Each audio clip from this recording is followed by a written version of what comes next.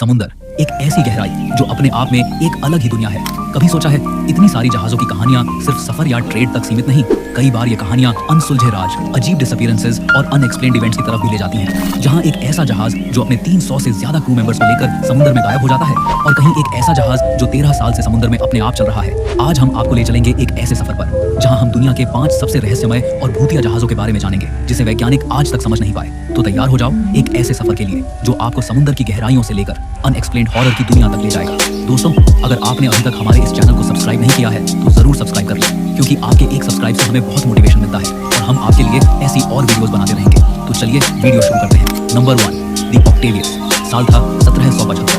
दुनिया का समुद्री सफर अभी भी पुराने मेथड्स और लोगों की हिम्मत पर डिपेंड करता था। शिप्स को नेविगेट करने के लिए सिर्फ कंपास, स्टार्स और सेलर्स की एक्सपीरियंस का सहारा होता था। द ऑक्टेवियस, एक typical merchant trading ship, Greenland से अपना सफर शुरू करता है। अपने पास वैल्यूएबल गुड्स लेकर डेस्टिनेशन था फार ऑफ चाइना। कैप्टन और क्रू सब अपनी ड्यूटीज पर थे। हर दिन का रूटीन बिल्कुल कैलकुलेटेड था। लॉग बुक में हर छोटी छोटी डिटेल लिखी जा रही थी। पानी का लेवल, इंजन का कंडीशन, वेदर रिपोर्ट, और last entry all well, continuing course to China. सब कुछ बिल्कुल नॉर्मल चल रहा था, लेकिन उसके बाद जो हुआ रूस वैज्ञानिक आज तक नहीं समझ पाए। शिप अचानक समुद्र में गायब हो गई। ना कोई सिग्नल, ना कोई ब्रेक, पूरी की पूरी सिर्फ हवा में गायब हो गई। लेकिन 13 साल बाद एक आर्टिक वेलिंग एक्सपीडिशन चल रहा था।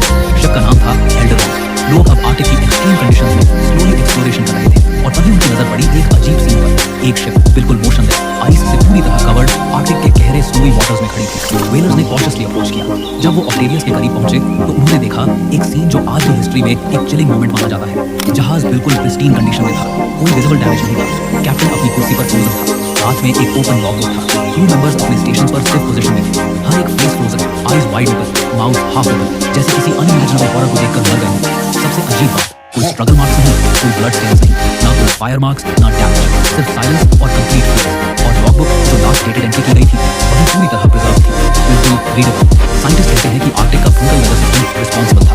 कहा गया कि सडन एक्सट्रीम स्टॉर्म की वजह से शिप पूरा फ्रीज हो गई और क्रू डेड हो गई। पर सवाल उठता है, इतना बड़ा शिप जो केयरफुली डिजाइन था आर्टिक कंडीशंस में बिना डैमेज के पूरा आइस में कैसे बंद हो गया? और लॉगबुक की लास्ट नॉर्मल एंट्री भी इस थ्योरी को वीकन करती है। कुछ रिसर्चर्स और मिस्ट्री लवर्स मानते हैं कि यह कोई पैरानॉर्मल फोर्स का काम था। शायद कैप्टन को कुछ अजीब दिखाई दिया था और उसके बाद एक अनसीन पावर ने सबको फ्रीज कर दिया। उनका कहना है लॉग बुक का ओपन पोजीशन में मिलना इस बात को और ज्यादा क्रीपी बनाता है। एक क्रिप्टिक मैसेज जैसा जो बस वहीं रुक गया। सबसे वाइल्ड थ्योरी, एक टाइम वॉर्टेक्स या डायमेंशनल रिफ्ट की वजह से शिप टेम्पोररीली किसी और डायमेंशन या टाइम पीरियड में चला गया, और फिर जब वापस आया पूरा फ्रोजन कंडीशन में था। इसका सबसे बड़ा बेसिस लॉग बुक डेटेड वही था जो 1775 में था, और कोई अपडेट नहीं हुई थी। और क्रू का पोजीशन बिल्कुल मोशनलेस और अननेचुरल था। कुछ रिसर्चर्स कहते हैं कि यह कोई एलियन अबडक्शन अटेम्प्ट था। शिप का स्ट्रक्चर और लॉग बुक का इंटैक्ट होना एक कंट्रोल्ड अबडक्शन जैसा पैटर्न बताता है, और आर्कटिक रीजन का रिमोटनेस इस थियरी को और स्ट्रॉन्ग बनाता है। आज भी आर्कटिक एक्सप्लोरेशंस में द ऑक्टेवियस एक अनसॉल्व्ड एनिग्मा है। कोई नहीं जानता कि जहाज का फाइनल फेट क्या था। कहानी के लवर्स के लिए हर आर्कटिक एक्सपीडिशन में एक सस्पेंस होता है। क्या आज भी कहीं उस फ्रोजन जहाज का टुकड़ा हमारी तलाश का इंतजार कर रहा होगा? साइंस ने इस मिस्ट्री के लिए कई एक्सप्लेनेशंस दिए, पर कोई सॉलिड प्रूफ अब तक नहीं मिला। सिर्फ एक बैरन फ्रोजन लैंड और एक एंशिएंट लॉग बुक जो हमेशा एक सवाल खड़ा करता है, क्या यह नेचुरल फेनोमेन था या कुछ ऐसा जो इंसान समझने के लिए तैयार ही नहीं? द ऑक्टेवियस मिस्ट्री एक ऐसी कहानी जो समुद्र की गहराइयों में छुपी हुई है, जहां हर वेव एक अनजानी कहानी छुपाए बैठे हैं और हर रिपल एक अनआंसर्ड क्वेश्चन बन गया है। आज भी दुनिया भर के एक्सप्लोरर्स उस रहस्य को सुलझाने की कोशिश कर रहे हैं, लेकिन क्या सच्चाई कभी सामने आएगी या यह मिस्ट्री हमेशा एक रहस्य ही बनी रहेगी? Number 2, the USS Cyclops mystery. World war 1 के दौरान जब समुद्र का रहस्य अभी भी पूरी तरह समझा नहीं गया था और टेक्नोलॉजी का लेवल लिमिटेड था, तब एक ऐसी घटना घटी जो दुनिया भर को हैरान कर गई। एक बड़ा नेवी शिप 300 से ज्यादा क्रू मेंबर्स को लेकर एकदम से समुद्र में गायब हो गया। ना कोई डिस्ट्रेस सिग्नल, ना रैकेज, बस एक खाली समुद्र और एक गहरी अनसॉल्व्ड मिस्ट्री। आज हम बात करने वाले हैं the USS Cyclops disappearance mystery के बारे में। साल था 1918। वर्ल्ड वॉर 1 चल रहा था और हर देश अपने नेवल फोर्सेस को स्ट्रेंथन कर रहा था। यूएसएस साइक्लॉप्स एक मैसिव यूएस नेवी शिप जो स्पेशली फ्यूल और मैंगनीज ट्रांसपोर्ट करने के लिए डिजाइन किया गया था। बहुत ही बड़ा और पावरफुल शिप था और नॉन कॉम्बैट के लिए बना एक cargo vessel. Captain George Worley और क्रू मेंबर्स अपने रूटीन ड्यूटी पर थे। यूएसएस साइक्लॉप्स बल्टीमोर से ब्राजील के बाहा पोर्ट की तरफ जर्नी कर रहा था, अपना कार्गो मैंगनीज और लेकर, जो मिलिट्री के लिए बहुत इंपॉर्टेंट था। 12 मार्च 1918 को यूएसएस साइक्लॉप्स ने अपना सफर शुरू किया।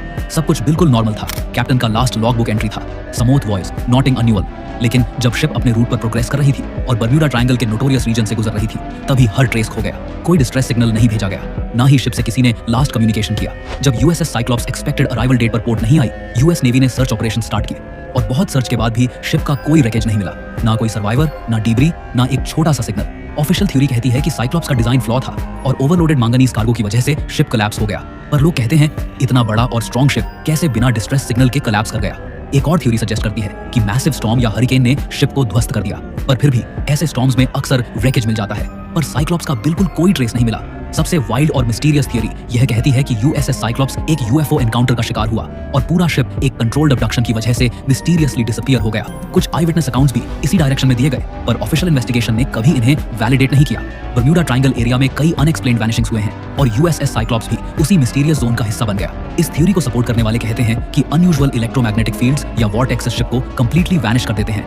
यूएसएस साइक्लॉप्स का डिसअपीयरेंस अब तक यूएस नेवी हिस्ट्री का सबसे बड़ा unexplained non combat loss of life माना जाता है। सबसे डिस्टर्बिंग बात, इस ट्रेजेडी का कोई कॉन्क्रीट एविडेंस नहीं है, ना रेकेज, ना सर्वाइवर्स, ना मैसेजेस। आज भी कई रिसर्चर्स, कॉन्स्पिरेसी थ्योरिस्ट्स और डॉक्यूमेंट्री मेकर्स इस केस को इन्वेस्टिगेट करते हैं। हर नए एक्सपीडिशन में एक नई हाइपोथेसिस सामने आती है, लेकिन सच अभी तक समुद्र की गहराइयों में खो गया है। क्या यूएसएस साइक्लॉप्स एक इनोसेंट विक्टिम थी नेचुरल फोर्सेस का, या एक डार्क सीक्रेट छुपा था इसके डिसअपीयरेंस के पीछे? यूएसएस साइक्लॉप्स एक ऐसी कहानी जो बताती है कि समुद्र की गहराइयां हमसे ज्यादा गहरी हैं और हर वेव के पीछे एक अनसॉल्व्ड रहस्य छुपा है। Number 3, the Ourang Medan mystery. साल था 1947, पोस्ट वर्ल्ड वॉर 2 का समय था। मर्चेंट शिपिंग इंडस्ट्री फिर से रिवाइव हो रही थी और हर तरफ ट्रेड रूट्स एक्टिव हो रहे थे। औरंगमेडन एक डच कार्गो शिप थी जो ईस्ट इंडीज से यूनाइटेड स्टेट्स की तरफ गुड्स ट्रांसपोर्ट कर रहा था और एक दिन पैसिफिक ओशन में सबसे पहला डिस्ट्रेस सिग्नल आया। All officers including captain are dead, lying in chart room and bridge. Possibly whole crew dead, captain समेत सभी अधिकारी मर चुके हैं, चार्ट रूम और पुल पर पड़े हैं। पूरा क्रू मर गया है और उसके बाद आई डाई सिग्नल मिलते ही यूएस और एलाइड फोर्सेस ने तुरंत रेस्क्यू मिशन लॉन्च किया और एक अमेरिकन रेस्क्यू शिप वहां पहुंची। जब रेस्क्यू शिप औरंगमेडन के पास पहुंचा तो जो सीन उन्होंने देखा उसने हर एक को हैरान कर दिया।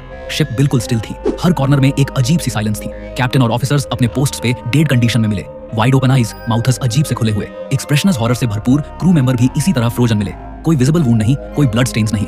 और सबसे अजीब बात, उन सब का चेहरा एक अजीब सी फियर और शॉक से भरपूर था, जैसे उन्होंने कुछ ऐसा देखा हो जो इंसान समझने से परे था। रेस्क्यू टीम ने इमीडिएट इन्वेस्टिगेशन शुरू की, पर कोई क्लू नहीं मिला, ना कोई मैसेज, ना कोई स्ट्रगल मार्क्स, ना केमिकल एक्सपोजर का ट्रेस। और उसी वक्त एक और हॉरर मोमेंट आया। औरंगमेडन का इंजन और लाइट्स अपने आप चलने लगे और फिर एकदम से एक जाइगेंटिक एक्सप्लोजन के साथ पूरा जहाज डूब गया। रेस्क्यू टीम बस हेल्पलेसली देखती रही और औरंगमेडन की आखिरी कहानी बन गई एक इटर्नल मिस्ट्री। सबसे कॉमन थियरी ये है कि कार्गो में रखा हुआ केमिकल जिंक ऑक्साइड या पोटेशियम क्लोरेट किसी लीकेज की वजह से टॉक्सिक गैस बन गया और उस टॉक्सिक गैस की वजह से पूरा क्रू एकदम से मर गया और एक्सप्रेशन ऑफ हॉरर वहीं फ्रोजन हो गया।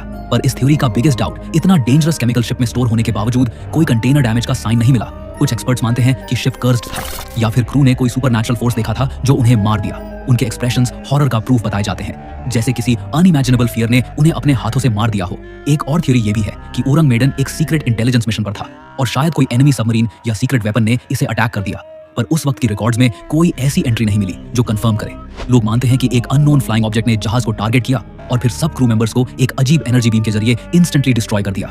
आज भी औरंगमेडन की कहानी एक अनसॉल्व्ड एनिग्मा है। वर्ल्ड के बेस्ट इन्वेस्टिगेटर्स को भी कोई कॉन्क्रीट प्रूफ नहीं मिला, बस एक खाली समुद्र, एक वैनिश्ड शिप और हॉरर से फ्रोजन क्रू का सीन। हर नए डॉक्यूमेंट्री मेकर इस मिस्ट्री को एक्सप्लोर करता है, हर एक न्यू रिसर्चर नई थ्योरीज प्रपोज करता है, लेकिन हर बार एक ही रिजल्ट, बस अनआंसर्ड क्वेश्चंस। क्या सच में यह एक एक्सीडेंटल केमिकल डिजास्टर था, या कोई पैरानॉर्मल फोर्स इन्वॉल्व थी, या फिर एक hidden war time conspiracy? Ourang Medan mystery एक ऐसी कहानी जो समुद्र की गहराइयों से उठकर हमेशा हमारी सोच को चैलेंज करती है। क्या हम सच जान पाएंगे, या यह मिस्ट्री हमेशा एक अनसॉल्व्ड रहस्य ही बनी रहेगी, जहां हर वेव एक अजीब सी गुफ्तगू करती है और हर रिपल एक अनआंसर्ड सवाल छोड़ जाता है? Number 4, the Baychimo. साल था 1931। जगह थी आर्टिक ओशन का एक्सट्रीम और बैरन रीजन, ग्रीनलैंड और अलास्का के बीच। बाइचिमो एक कार्गो शिप था जो हडसन्स बे कंपनी के लिए गुड्स और फर्स ट्रांसपोर्ट करता था।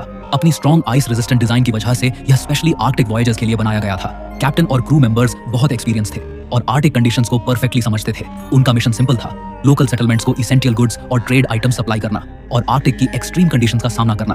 दिसंबर 1931, बाइचिमो एक एक्सट्रीम आर्कटिक स्टॉर्म में फंस गई और शिप खुद को काफी डेंजरस पोजीशन में पा गई। कैप्टन ने डिसीजन लिया कि क्रू को टेम्पोरेरी अबैंडन कर दिया जाए जब तक स्टॉर्म थोड़ा कम हो, और ऐसे किया गया। पर जब क्रू वापस लौट कर आई तो बाइचिमो खुद से वहां से गायब थी और फिर वीक्स, मंथ्स और सालों बाद मल्टीपल साइटिंग्स होने लगे। फिशरमैन ने इसे आर्कटिक आइस में ड्रिफ्ट करते हुए देखा। एक्सप्लोरर्स और शिप्स ने रिपोर्ट किया कि बाइचिमो खुद ब खुद मूव करता रहता है बिना कोई क्रू या इंजन कंट्रोल के। कभी होराइजन पे दिखा, कभी आइसबर्ग के साथ मिलता। सबसे लास्ट डॉक्यूमेंटेड साइटिंग हुई 1959 में, जब एक कैनेडियन एक्सप्लोरर ने इसे आर्कटिक आइस में फ्रोजन कंडीशन में देखा, पर उसे लेकर भी कोई रिकवरी नहीं हो पाई। बाइचिमो अब तक दुनिया का लॉन्गेस्ट ड्रिफ्टिंग गोस्ट शिप माना जाता है, एक ऐसा जहाज जो 38 साल तक अपने आप आर्कटिक में ड्रिफ्ट करता रहा बिना किसी क्रू के। सबसे एक्सेप्टेड थ्योरी यह है कि स्टॉर्म के दौरान क्रू ने अपनी सेफ्टी के लिए शिप को छोड़ दिया और फिर बाइचिमो आर्कटिक आइस में फंसकर अपने आप ड्रिफ्ट करता रहा। कहा जाता है कि शिप की रोबस्ट डिजाइन की वजह से वह इतनी सालों तक सर्वाइव कर पाया और एक नेचुरल ड्रिफ्ट पैटर्न की वजह से ग्रेजुअली आर्कटिक में हर तरफ विजिबल होता रहा। कुछ रिसर्चर्स मानते हैं कि यह एक कर्स्ड शिप थी और जो भी इसके साथ ट्रैवल करता था मिस्टीरियसली वैनिश हो जाता था। शिप का खुद से चलना बिना किसी कंट्रोल के सुपरनैचुरल फोर्सेस का काम लगता है। वाइल्ड थियरी कहती है कि बेचिमो किसी टाइम वॉर्टेक्स से गुजरा और एक ऑल्टरनेट डायमेंशन में ब्रीफली फंस गया था, जिसके बाद जब नॉर्मल टाइम स्पेस में आया तब भी उसका मोशन अननेचुरल था। आर्कटिक रीजन में अनयूजुअल मैग्नेटिक एनोमलीज पाई गई हैं। कहते हैं कि इस रीजन की मैग्नेटिक डिस्टर्बेंसेस ने बेचिमो के नेविगेशनल सिस्टम्स को कंफ्यूज करके उसे ड्रिफ्ट करने वाला बना दिया। आज भी बेचिमो एक आइकॉनिक सिंबल है, एक इटर्नल रिमाइंडर कि समुद्र की गहराइयां सिर्फ अनएक्सप्लोर्ड नहीं बल्कि अनएक्सप्लेन्ड भी हैं। हर आर्कटिक एक्सपीडिशन में लोग तलाश करते हैं पर सिर्फ एक बैरन आइस और अनब्रोकन साइलेंस ही मिलती है। द बेचिमो का लेगेसी वर्ल्ड का लॉन्गेस्ट गोस्ट शिप मिस्ट्री बना हुआ है। आर्कटिक की एक्सट्रीम कंडीशंस में सर्वाइव करता एक अबैंडन्ड वेसल और हर न्यू थ्योरी के साथ यह मिस्ट्री और गहरी होती जाती है। क्या सच में बेचिमो सिर्फ एक अबैंडन्ड शिप थी या फिर इसके पीछे कोई अजीब सी फोर्स छुपी थी? द बेचिमो एक ऐसी कहानी जो बताती है कि समुद्र सिर्फ सफर का जरिया नहीं बल्कि एक अनएक्सप्लोर्ड और रहस्यमय दुनिया है, जहां हर आइसबर्ग, हर वेव और हर साइलेंट रिपल एक अनजानी कहानी का हिस्सा बन गया है और हर नई जनरेशन के एक्सप्लोरर को यह चैलेंज करना पड़ता है। क्या हम कभी सच जान पाएंगे या यह मिस्ट्री हमेशा एक रहस्य ही बनी रहेगी? Number 5, the MV Joyita incident. जहाज जो एक दिन अपने कोर्स से अचानक गायब हो गया और जब 5 दिन बाद मिला तो सब क्रू मेंबर्स और पैसेंजर्स कहीं खो चुके थे और शिप की हालत ऐसी थी जो हर किसी की सोच से परे थी। साल था 1955, जगह थी South Pacific Ocean near Tonga islands. MV Joyita एक मर्चेंट वेसल थी, स्पेशल डिजाइन की गई थी स्मॉल कार्गो और पैसेंजर ट्रांसपोर्ट के लिए। अपनी स्टडी बिल्ड की वजह से यह पैसिफिक के रफ वाटर्स के लिए रिलायबल मानी जाती थी। उस दिन एमवी जोइटा ने अपना सफर शुरू किया। अपना डेस्टिनेशन था समोआ। पैसेंजर्स की संख्या थी 25 लोग, जिनमें ऑफिसर्स, क्रू मेंबर्स और पैसेंजर्स शामिल थे। सब कुछ नॉर्मल था पर एक ऐसे सफर की शुरुआत थी जो दुनिया भर की मिस्ट्री बुक्स में हमेशा छुपी रह गई। 5 अक्टूबर 1955 को एमवी जोइटा टोंगा से अपना सफर शुरू करती है और फिर 3 दिन बाद 8 अक्टूबर 1955 को शिप बिल्कुल अनएक्सप्लेन्ड कंडीशन में मिलती है। शिप का इंजन बिल्कुल खराब था, कम्युनिकेशन सिस्टम भी डैमेज था, सब कार्गो और वैल्यूएबल्स वैसा का वैसा था। पर सबसे अजीब बात, 25 लोग कहीं भी नहीं थे। लाइफ राफ्ट्स भी मिसिंग थे। शिप की इंटीरियर में कोई ब्लड स्टेन्स नहीं थे। पर्सनल बिलोंगिंग्स इंटैक्ट थे, जैसे लोग बस कहीं चले गए हों बिना इमरजेंसी। इन्वेस्टिगेटर्स ने हर कोना का अच्छी तरह इंस्पेक्शन किया पर कोई क्लू नहीं मिला कि लास्ट एंट्री कब हुई थी। ना कोई डिस्ट्रेस सिग्नल, ना कोई फाइट, बस एक अजीब सी साइलेंस। शिप के लॉग्स में कोई असामान्य एंट्री नहीं थी, सिर्फ एक अंतिम मंडेन रूटीन रिपोर्ट थी। Course maintain, all well. कुछ एक्सपर्ट्स मानते हैं कि पायरेट्स ने अटैक करके क्रू को किडनैप कर दिया, पर यह थ्योरी वीक पड़ती है क्योंकि शिप का वैल्यूएबल कार्गो और पैसेंजर्स के पर्सनल बिलोंगिंग्स वैसे के वैसे मिले थे। स्टॉर्म और टेक्निकल मैल फंक्शन थ्योरी कहते हैं कि एक सडन स्टॉर्म या इंजन मैल फंक्शन की वजह से शिप डिरेल्ड और क्रू ने सर्वाइवल के लिए लाइफ राफ्ट्स का यूज किया, पर लाइफ राफ्ट्स कहीं नहीं मिले। कुछ मिस्ट्री एंथुसियास्ट्स मानते हैं कि एमवी जोइटा एक कर्स्ड शिप थी और जो भी इसके साथ ट्रैवल करता था मिस्टीरियसली वैनिश हो जाता था और शिप अपने आप ड्रिफ्ट करती रही बिना किसी क्रू के। वाइल्ड थ्योरी यह भी है कि शिप को एक अननोन फ्लाइंग ऑब्जेक्ट ने टारगेट किया और सब क्रू मेंबर्स को एक बीम ऑफ एनर्जी से इंस्टेंटली वैनिश कर दिया, पर इस थ्योरी का कोई साइंटिफिक प्रूफ नहीं मिल पाया। कहते हैं कि क्रू में किसी वजह से म्यूटनी हुआ और सब डिसअपियर होने के बाद शिप को अबैंडन कर दिया गया, पर इस थ्योरी को भी सपोर्ट करने वाला कोई कॉन्क्रीट प्रूफ नहीं मिला। आज भी एमवी जोइटा इंसिडेंट एक अनसॉल्व्ड एनिग्मा है। वर्ल्ड हिस्ट्री में इसे the ghost ship of the Pacific के नाम से याद किया जाता है। हर नई जनरेशन के इन्वेस्टिगेटर के लिए यह एक अनसॉल्व्ड केस है और हर एक्सपीडिशन में लोग इस कहानी की तलाश में निकलते हैं। लास्ट डॉक्यूमेंटेड साइटिंग थी कि एमवी जोइटा ड्रिफ्टिंग करते हुए टोगा आइलैंड्स के पास देखी गई थी और फिर हिस्ट्री में कहीं खो गई। क्या सच में यह एक ट्रैजिक एक्सीडेंट था या इसके पीछे कुछ और डार्क और अनएक्सप्लेन्ड फोर्सेस थे? एमवी जोइटा एक ऐसी कहानी जो समुद्र की गहराइयों से उठकर हमेशा हमारी सोच को चैलेंज करती है, जहां हर वेव एक अनसॉल्व्ड रहस्य छुपाए बैठे हैं और हर रिपल एक अनसॉन्डर्ड क्वेश्चन हो जाता है। क्या हम सच जान पाएंगे या यह मिस्ट्री हमेशा एक रहस्य ही बनी रहेगी?